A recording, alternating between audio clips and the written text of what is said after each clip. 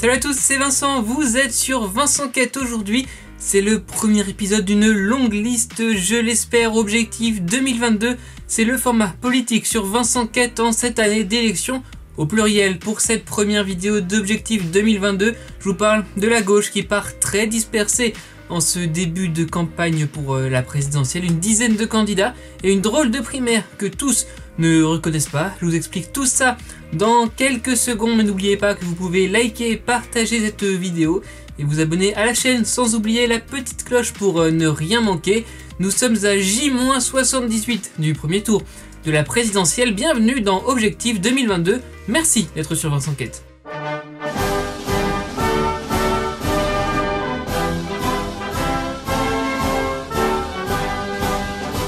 Le thème de cette vidéo, c'est bien la primaire populaire, mais pour en parler et comprendre pourquoi elle fait autant réagir, il faut d'abord s'intéresser à l'état de la gauche en France en 2022, et vous allez comprendre, je devrais même parler de l'état des gauches. François Hollande, ancien président, était au PS. Pendant son quinquennat, il y a eu notamment l'épisode des frondeurs, ces députés socialistes qui s'opposaient à la politique du gouvernement, une opposition frontale. Première rupture très médiatisé. Retour maintenant sur les 5 dernières années. En 2017, 7 candidats veulent briguer la présidence pour le compte du PS. Vainqueur de cette primaire, Benoît Hamon, il obtiendra 6,36% des voix. Avec ensuite les élections législatives, on parle du naufrage du Parti socialiste. De son côté, la France insoumise de Jean-Luc Mélenchon poursuit sur son bon score au premier tour de la présidentielle et se proclame un peu opposition de gauche à Emmanuel Macron. Il y a aussi les écologistes qui se sont ralliés aux socialistes avant même le premier tour de la présidentielle, mais qui surfent depuis les élections européennes de 2019 sur une vague ascendante. Aujourd'hui, on est donc en janvier 2022 et il y a plus d'une dizaine de candidats déclarés à gauche. Anagheb Porterie, Nathalie Arthaud, Jean-Marc Governatori, Anne Hidalgo, Yannick Jadot, Pierre Larouturou, Charlotte Marchandise, Jean-Luc Mélenchon, Philippe Poutou, Fabien Roussel, Christiane Taubira et Antoine Wachter. 12 noms répartis entre des candidatures solitaires derrière un parti ou des candidatures qui passent par la primaire populaire. Et justement, on y vient.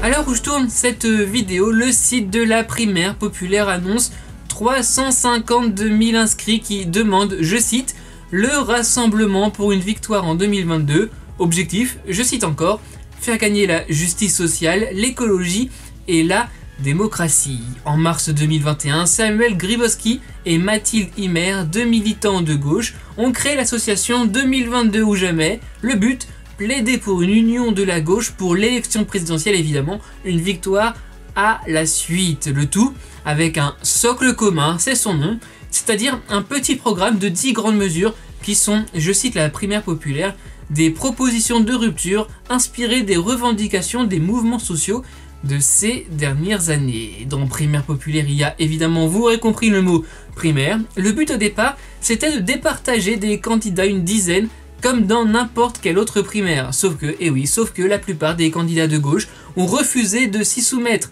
La primaire populaire s'est ainsi transformée en une désignation populaire, une investiture populaire, et le système de vote colle finalement assez bien avec cette dénomination. Car oui, ce n'est pas un vote, je vais dire, pour ou contre, ce n'est pas comme dans les autres primaires, les autres élections, où l'on vote pour un candidat. Non, le système de vote de la primaire populaire est celui du jugement majoritaire. Très concrètement, les votants devront qualifier les candidats avec ces mentions: très bien, bien, assez bien, passable ou insuffisant. Une fois le vote clos, on fait la médiane des jugements pour chaque candidat et c'est celui qui obtient la meilleure médiane qui remportera l'investiture de la primaire populaire. La liste des candidats a été officialisée il y a une semaine. 7 personnalités seront présentées pour le scrutin. Vous les voyez à l'image: Anagheb Porterie, Anne Hidalgo, Yannick Jadot, Pierre Larouturou, Charlotte Marchandise, Jean-Luc Mélenchon et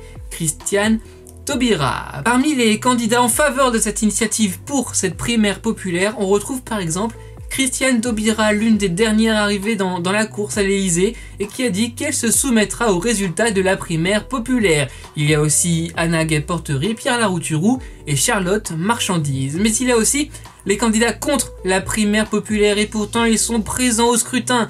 Anne Hidalgo était contre l'idée d'une primaire avant finalement d'en proposer une, comme Arnaud Montebourg désormais hors course. Mais face au refus de tous les autres candidats à gauche, la candidate du PS a remisé son idée et continue sa campagne sans passer par la primaire. Pour Jean-Luc Mélenchon et Yannick Jadot, les deux autres candidats présentés à la primaire populaire sans leur accord, c'est important de le préciser, c'est encore plus fort. Du côté des Insoumis, Manuel Bompard, le directeur de campagne, a demandé tout simplement d'enlever toute mention de Jean-Luc Mélenchon.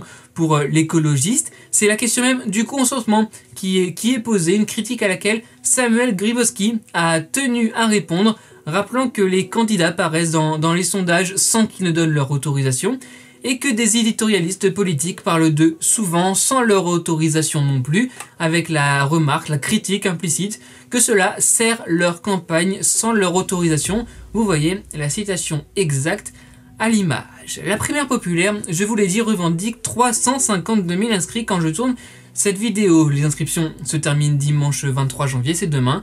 3 conditions pour voter: avoir au moins 16 ans, avoir la nationalité française et donner l'empreinte de sa carte bancaire pour éviter les fraudes, avancent les organisateurs. Le vote aura, lui, lieu les 27, 29 et 30 janvier. Une personne parmi ces 7 candidats sera désignée le dimanche 30 janvier. Si la participation pourrait être la plus forte vis-à-vis des 2 autres primaires qui ont eu lieu ces dernières semaines pour Europe Écologie Les Verts et les Républicains, le but initial de la primaire populaire, l'union de la gauche, je le rappelle, risque lui de ne pas être atteint tout simplement car 4 des 7 candidats qui sont présentés au vote ne reconnaissent tout simplement pas cette primaire populaire. Et je voulais terminer cette vidéo avec l'une des dernières actualités, cette tribune de 114 artistes et personnalités du monde de la culture qui appellent à voter à la primaire populaire. Parmi les signataires, Juliette Binoche, Jean-Pierre Daroussin, Charles Berling, Lucie Lucas ou la chanteuse Yael Naïm, mais aussi l'actrice Anna Mouglalis, la présidente Amélie Dorandeux dans la série Baron Noir sur Canal+. Elle a repris son rôle le temps d'une vidéo, une vidéo qui accompagne cette tribune. Vous pourrez investir la candidature la plus crédible pour rassembler autour d'elle et faire gagner l'écologie et la justice sociale. Seul on va plus vite, mais ensemble on va à l'Élysée. Et c'est la fin de cette vidéo, la première signée Objectif 2022. Merci les amis d'avoir été au rendez-vous. Vous pouvez évidemment retrouver toutes les vidéos Objectif 2022 dans la playlist, le lien juste en dessous dans la description. On s'abonne, on like, on partage et on suit les élections sur Vincent Quête. Je vous retrouve évidemment chaque semaine avec des vidéos inédites. J'espère que vous serez là sur les réseaux sociaux. C'est @Vincent Quête, on se parle quand vous voulez. Et surtout, n'oubliez pas, allez voter. Soyez heureux, restez curieux.